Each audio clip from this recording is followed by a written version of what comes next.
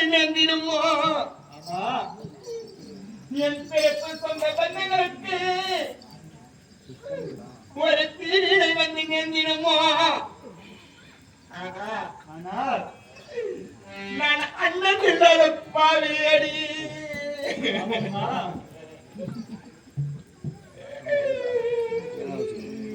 எனக்கு தம்பி இல்லாத பாவியடி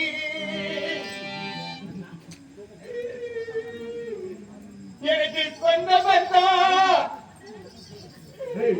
ஒரு புறம் இருந்தாலும் ஒரு கல்லை எடுத்தால் வீடு கட்ட முடியுமா? முடியாதம்மா. ஒரு கை தட்டினால் ஓசை வருமோ? வராது. ஒரு மரம் தோப்பாக